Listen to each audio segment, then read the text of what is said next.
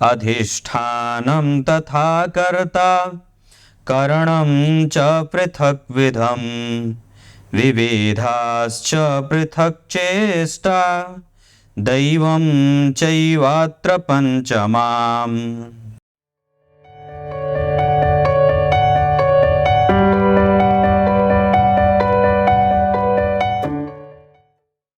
प्रिय दर्शकों नमस्कार, एक बार फिर से उपस्थित हूं आप सबके सामने।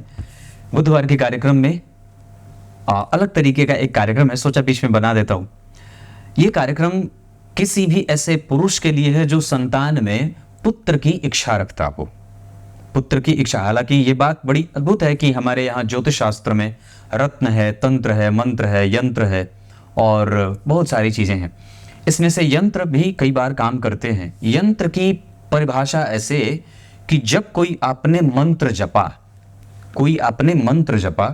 और मंत्र जपते वो इतना बलवान हो गया कि अब वो एकदम कामयाब बनाने के लिए आसान कर देता है किसी भी व्यक्ति को।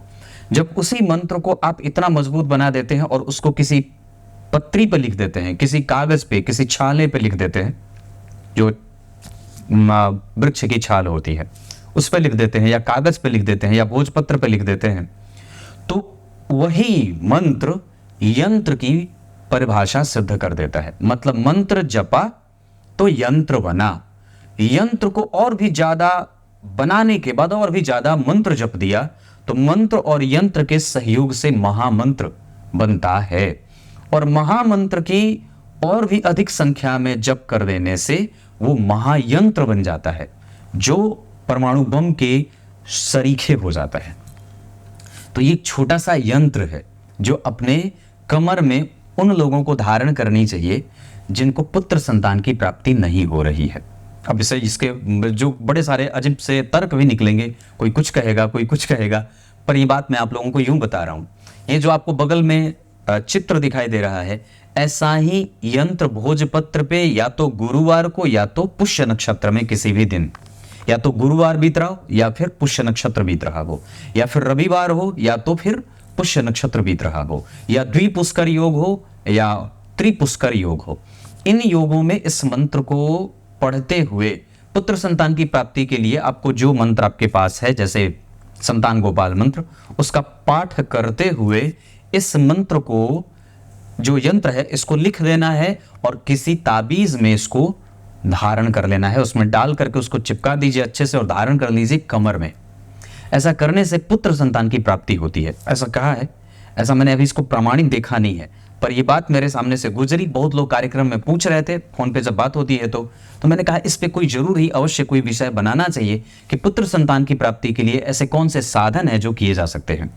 निसंदेह अगर किसी पुरुष में ऐसी कोई कमजोरी होती है तो उसको पुत्र संतान की प्राप्ति नहीं होती है। कुंडली में क्षेत्र कुंडली होती है और बीज कुंडली होती है। पुरुष की कुंडली को बीज कुंडली कहा जाता है और महिलाओं की कुंडली को, मतलब जातिकाओं की कुंडली को क्षेत्र कुंडली कही जाती है।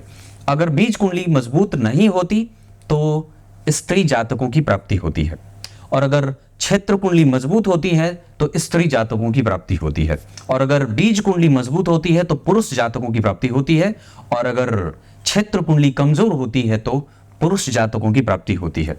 पुरुष की कुंडली में शुक्र को देखा जाता है और जातिकाओं की कुंडली, मतलब महिलाओं की कुंडली में शुक्र के बाद मंगल को देखना होता है। महिलाओं के लिए मंगल का आवश्यक होता है देखना, और पुरुष जातकों के लिए शुक्र का देखना आवश्यक होता है।